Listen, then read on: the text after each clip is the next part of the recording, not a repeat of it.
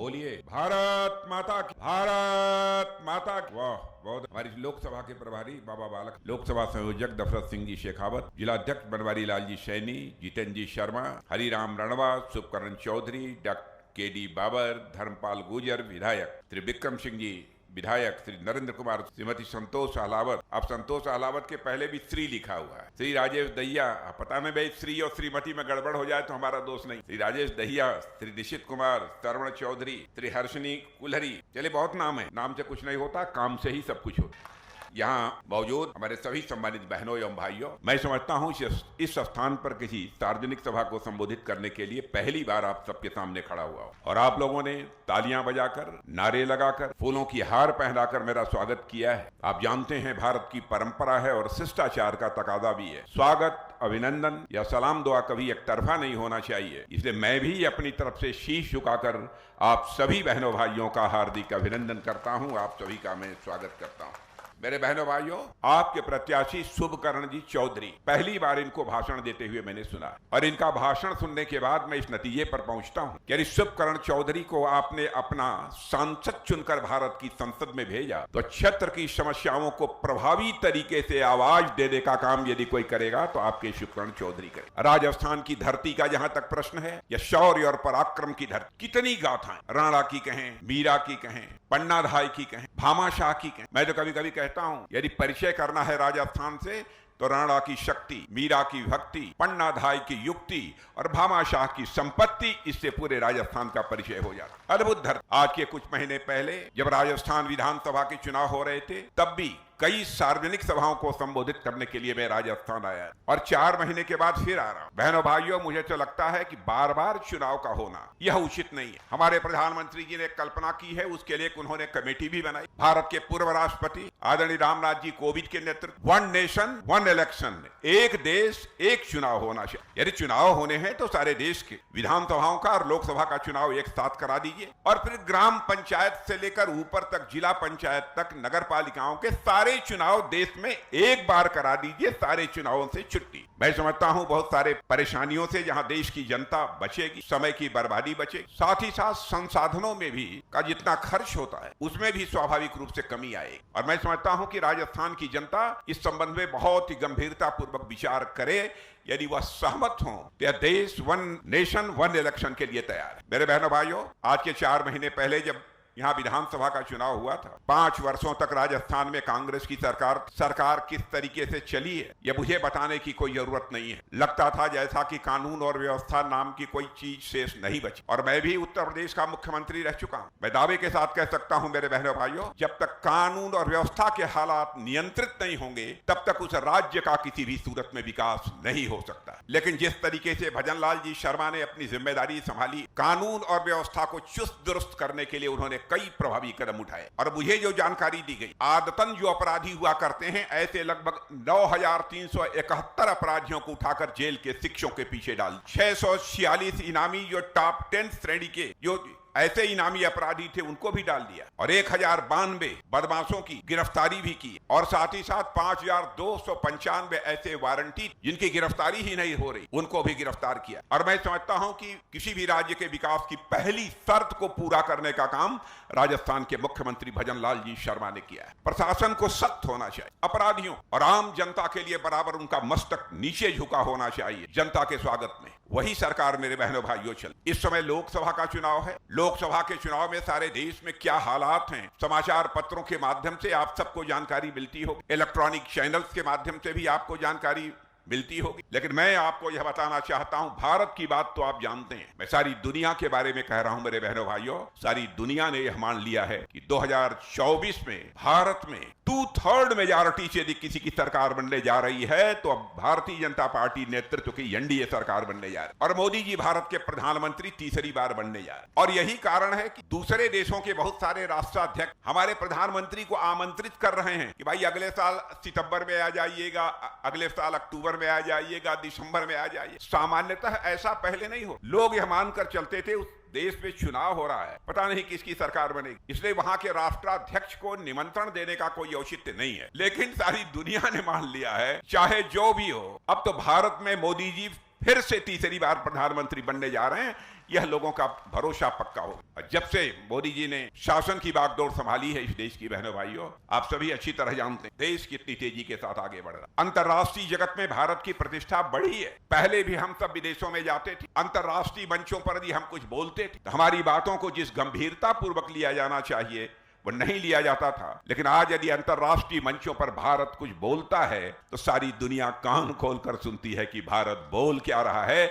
यह भारत का स्टेज है, ये भारत का कद सारी दुनिया में बड़ा है। भारत को लोग मानते थे गरीबों का देश, भारत को लोग मानते थे कि भले ही जनसंख्या अधिक हो लेकिन ताकतवर देश भारत नहीं, यह लोगों की धारणा बनी हुई। लेकिन आज यह धारणा पूरी तरह से बदल, आप लोगों ने पढ़ा भी होगा अखबारों के माध्यम, मैं भी आपको जानकारी देना चाहता हूं। 2014 में धन दौलत के आकार के मामले में, अर्थव्यवस्था के आकार के मामले, इकोनॉमी की साइज जिसे अंग्रेजी में कहते, भारत दुनिया में के देशों में 11वें नंबर पर खड़ा। क्या करिश्माई काम किया है हमारे प्रधानमंत्री। यह हमारा भारत 6 वर्षों के अंदर, 7 वर्षों के अंदर ही जो 11वें स्थान पर अर्थव्यवस्था के आकार के मामले में खड़ा था, वह जंप लेकर मेरे बहनों भाइयों आज 5वें स्थान पर पहुंच गया है। और इतना ही नहीं, दुनिया के बड़े बड़े अर्थशास्त्री, बहुत सारी फाइनेंशियल फर्म, आर्थिक संस्थाएं यह दावा कर रही हैं कि भाई अब इस सच्चाई को नकारा नहीं जा सकता कि 2027 प्रारंभ होते होते भारत दुनिया की तीसरी बड़ी आर्थिक शक्ति बनकर खड़ा हो जाए। अमेरिका, चाइना और भारत बचे। और दुनिया के राष्ट्राध्यक्ष अब यह भी कहने लगेंगे, इसमें भी कहीं दोष मत नहीं है, 21वीं सदी यदि विश्व में किसी देश की होने जा रही है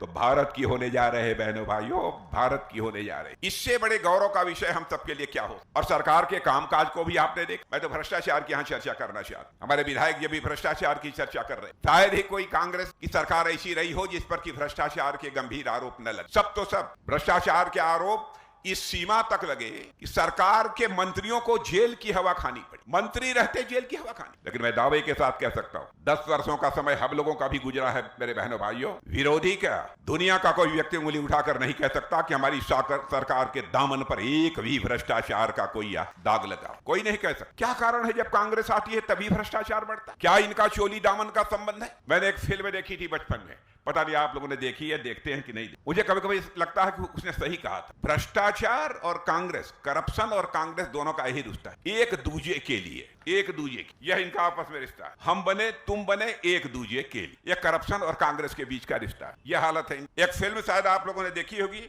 उस फिल्म का नाम था मैंने प्यार किया। कितने लोगों ने देखा? देखा है नौजवानों ने? सबने देखा। उसमें गाना है, आपको याद होगा, और गाना है आजा शाम होने आई, मौसम ने ली अंगड़ाई, तू चल मैं आई। अरे करप्शन कहेगा कांग्रेस से, तू चल सरकार बना मैं आई तुम्हारे में साथ हूं। यह हालत हो। जब इनकी सरकार बनती है तब तब करप्शन बढ़ता है। लेकिन हमारी सरकार 10 वर्षों से बनी है, मोदी जी के नेतृत्व, एक भी भ्रष्टाचार का आरोप। और मैं दावे के साथ कह सकता हूं सरकार कैसे चलाई जाती है इसकी कला यदि किसी के पास है इस हिंदुस्तान की राजनीति में तो भारतीय जनता पार्टी के पास है मेरे बहनों भाई। कैसे चलाई जाती है हम लोग अच्छी तरह जानते। फिर भी कांग्रेस के लोग अनाप शनाप अनर्गल आरोप भारतीय जनता पार्टी के ऊपर चस्पा करने की कोशिश करते हैं। जिस तरीके से सामाजिक सशक्तिकरण के लिए यानी सोशल इंपावरमेंट के लिए हमारी सरकार ने काम किया है, कोई कल्पना भी नहीं कर सकता। क्या कभी किसी ने सोचा था कि वह भी दिन आएगा कि भारत में कोई ऐसा प्रधानमंत्री होगा जो कहेगा कि भारत में रहने वाले एक भी व्यक्ति ऐसा शेष नहीं बचेगा जिसकी छत पक्की न हो मेरे बहनों भाइयों। और यह करके दिखा दिया। और मैं आज आश्वस्त आपको करना चाहता हूं, यदि कोई ऐसा बचा होगा तो उसको भी पक्का छत मुहैया होकर रहेगा। राजस्थान की हालत तो मैं जानता हूं, मैंने प्रत्यक्ष अपनी आंखों से देखा है। यहाँ की माताओं बहनों, पानी लेने के लिए मीलों दूर जाना पड़ता, घड़े पर घड़ा भरा हुआ पानी लेकर आते हुए राजस्थान की माताओं बहनों को हमने देखा। पहली बार किसी संवेदनशील प्रधानमंत्री ने यह सोचा कि हिंदुस्तान का एक भी घर शेष नहीं बचना चाहिए जिस घर में नल के माध्यम से जल न, शौचालय सरकार बनाए। जब यह फैसला लेने के बाद इसकी घोषणा हुई तो कांग्रेस के लोग कह रहे थे अब आप लोग शौचालय बनवाने के लिए आए क्या? बहनों भाइयों, गरीब माताओं बहनों की इज्जत नहीं होती क्या? उनके लिए शौचालय नहीं चाहिए? लेकिन हमारी सरकार ने घर घर में शौचालय, हमने हर गरीब की चिंता, क्योंकि हम यह मानते हैं जब तक हर व्यक्ति गरीबी से मुक्त नहीं होगा तब तक हम भारत को जैसा सशक्त भारत बनाना चाहते हैं वैसा सशक्त भारत बनाने का स्वप्न भी हमारा किसी भी सूरत में साकार नहीं हो सकता। कई कदम ऐसे, किसानों का जहां तक प्रश्न है, किसानों को 6,000 रुपए की आर्थिक सहायता दी जा रही है प्रतिवर्ष। क्या किसानों की बहुत सारी न्यूनतम आवश्यकताएं उसके कारण पूरी नहीं होती? कभी केवल एक बोरी खाद के लिए उसकी फसल जितनी खेत में पैदा होनी चाहिए वो नहीं पैदा हो पाती थी, उसकी कमी के कारण। कम से कम यह तो पूरा कर ले, बीज तो कम से कम खरीद ले। छोटी छोटी बातों का ध्यान यदि पहली बार किसी ने किया है तो बहनों भाइयों यह हमारी सरकार ने किया। फिर भी यह कांग्रेस को रास नहीं आ रहा है, यह बात उनको समझ में नहीं आती। और जहां भी हम लोगों ने कदम रखा है, अरे धरती की बात तो छोड़ो, चांद पर पहुंच गए मेरे बहनों भाइयों, हम लोग चांद पर पहुंच गए। हमारा चंद्रयान-3 वह जो है चंद्रमा के साउथ पोल दक्षिणी ध्रुव पर पहुंचने वाला यह पहला देश यह भारत बन गया है सारी दुनिया में बहनों भाइयों। यानी विज्ञान और तकनीक के क्षेत्र में भी हम कितनी तेजी के साथ विकास कर रहे हैं। हमको असफलताएं मिली हैं, ऐसा नहीं है कि हमको असफलताएं नहीं। मुझे याद है कि हमारे वैज्ञानिक जब चंद्रयान-2 को चंद्रमा पर भेजना चाहते थे, उसकी लैंडिंग कराना चाहते थे, लैंडर की, तो कामयाबी नहीं मिल पाई। आपको आश्चर्य होगा कि हमारे सारे वैज्ञानिकों के आंख आंसुओं से डबडबा। एक स्थान पर तो मिसाइल का परीक्षण हो रहा था, मिसाइल का उस सेंटर पर रक्षा मंत्री होने के नाते मैं गया था यह देखने, यह हमारा सफल कार्यक्रम होता है कि नहीं होता है। बहनों भाइयों, लगभग 150, 200, 250 वैज्ञानिक उस प्रयोगशाला में, उस लेबोरेटरी में बैठे हुए थे। और जो ही वो मिसाइल छोड़ा गया, सफलतापूर्वक वो आगे बढ़ता जा रहा। कहीं पर कोई उसका एक भाग जो उससे बाहर निकलना चाहिए था नहीं निकल पाया। उस समय का दृश्य मैंने देखा कि हमारे सारे वैज्ञानिकों के आंख आंसू से भरे, आंखें डबडबा उठी, रोने लगे। घंटे 2 घंटे रुककर मुझे उन्हें सांत्वना देनी पड़ी, ढांढस देना। ऐसे ही चंद्रयान-2 जब चंद्रमा के साउथ पोल पर नहीं पहुंच पाया तो हमारे प्रधानमंत्री ने क्षण भर की देर नहीं लगाई, वो सीधे वैज्ञानिकों के पास गए और उन्हें सीने से लगाकर उनकी पीठ थपथपाई थी। मेरे बहरे भाइयों, तब जाकर हमारा ये चंद्रयान-3 चंद्रमा के चंद्रमा के साउथ पोल पर लैंड कर देश के प्रति मन के अंदर एक तड़पन होनी चाहिए, देश के लिए कुछ कर गुजरने की मन के अंदर टीस होनी, वही इस काम को कर सकते। यदि मैं सारी चीजों की चर्चा करूंगा तो बहुत लंबा समय लगेगा। लेकिन आप सोचते होंगे कि आप रक्षा मंत्री हैं, मुझे रक्षा के बारे में भी बतलाइए क्या हो। अब कांग्रेस का यहां तक सवाल है, यदि हमारे यहां से सर्जिकल स्ट्राइक और एयर स्ट्राइक होती है तो उस पर भी यह सवाल या निशान खड़ा कर। मैं कांग्रेस के लोगों से पूछना चाहता हूं, क्या हमारे देश के सेना के जवानों के शौर्य और पराक्रम पर आपको संदेह है? क्यों बार बार आप देश के सेना के जवानों के शौर्य और पराक्रम पर आप सवाल या निशान लगाने की कोशिश कर? दुनिया के सारे देश जिस सच्चाई को स्वीकार कर, ये कांग्रेस के लोग मानने को तैयार नहीं। बहनों भाइयों, यह संदेश साफ है, भारत अब ये कमजोर भारत नहीं रहा है, भारत एक दुनिया का ताकतवर देश बन चुका है। अब आतंकवादी गतिविधियों को बढ़ावा देने की कोई कोशिश करेगा। पहले आपने देखा होगा प्रायः हर राज्य में कहीं न कहीं कोई आतंकवाद की बड़ी वारदातें हो जाया कर। जम्मू कश्मीर में तो होता ही था, सैकड़ों लोग हर साल मारे जाते आतंकवाद के कारण, और देश के अन्य राज्यों में भी बराबर घटनाएं होती। लेकिन है किसी माँ के लाल में, किसी ने पिया है माँ का। अब आतंकवादी वारदात करके देख। बहनों भाइयों, सीमा के इस पार भी मारेंगे, जरूरत पड़ी तो सीमा के उस पार भी जाकर मारेंगे। भारत की ताकत। रक्षा मामलों में भी हम भारत को स्वावलंबी बनाना चाहते, लेकिन किसी पड़ोसी देश को परेशान करने के लिए नहीं। हमारे अटल बिहारी वाजपेयी जी कहा करते थे, प्रधानमंत्री, याद रखना चाहिए, जिंदगी में दोस्त बदल जाते हैं लेकिन पड़ोसी नहीं बदल। बहनों भाइयों, हम हर पड़ोसी देश के साथ अच्छे रिश्ते बनाकर रखना, लेकिन अच्छे रिश्तों का नाजायज लाभ भी तो नहीं उठाए जाना चाहिए। हम इसे कैसे बर्दाश्त कर? अभी शुभकरण जी चर्चा कर रहे डिफेंस एक्सपोर्ट की। कल्पना करें, गोली या गोला वो भी विदेशों से हम लोग मंगाते थे, लगातार 60-70 साल से मंगाते रहे, कभी किसी सरकार ने कोई चिंता नहीं। क्या भारतवासियों के पास वह स्किल नहीं? भारत के नौजवानों के अंदर वह हुनर नहीं था? क्यों नहीं हमारे देश के नौजवानों के हुनर पर, उनकी स्किल पर कांग्रेस के लोगों ने भरोसा। और 2014 में जब पहली बार सरकार बनी तो 600 करोड़ रुपए का एक्सपोर्ट होता है, 600। और बहनों भाइयों, जल्दी से ही हम लोग ने छलांग लेकर 21,000 करोड़ से अधिक पहुंच गए। और भी किया है, लेकिन अभी बताएंगे नहीं, जल्दी वो अभी आप बढ़ी हुई खबर भी आई। अब चाहे तोप हो, टैंक हो, गोले हो, मिसाइल हो, बहनों भाइयों, हम दुनिया के दूसरे देशों पर निर्भर नहीं रहना चाहते, हम उसे भारत में बनाना चाहते हैं और भारतवासियों के हाथों से बनाना चाहते हैं। इस दृष्टि से भी हमारा भारत आत्मनिर्भर बन रहा है। हम मजबूर लोग नहीं हैं। राजीव गांधी जी जैसे एक बार मजबूरी व्यक्त करते हुए उन्होंने नहीं कहा तो हम क्या करें प्रधानमंत्री, हम उनकी नीयत पर सवाल या निशान नहीं खड़ा। हमारे जैसा व्यक्ति किसी प्रधानमंत्री के खिलाफ कभी नहीं बोल, चाहे किसी पार्टी, क्योंकि मैं मानता हूं प्रधानमंत्री व्यक्ति नहीं होता है, संस्था हो। उसकी बहुत कटु आलोचना नहीं की जानी चाहिए। नीतियों को लेकर मतभेद हो सकता है, उस पर चर्चा करिए, इसमें कोई आपत्ति। लेकिन राजीव गांधी जी ने कहा क्या करें, हम ऊपर से 100 पैसा भेजते हैं, लेकिन नीचे पहुंचते पहुंचते बामुश्किल 14 पैसा लोगों की जेबों में पहुंच पाता है, यानी 86 पैसा भ्रष्टाचार की भेंट चढ़ जाता। अब बेचारे राजीव गांधी कुछ क्या, बाद में कांग्रेस की सरकार भी कुछ नहीं कर। इस चुनौती को पहली बार यदि किसी ने स्वीकार किया तो हमारे प्रधानमंत्री मोदी जी ने स्वीकार। और मुझे याद है पहली सरकार बनने के बाद जो बैठक प्रधानमंत्री जी ने ली, उस बैठक में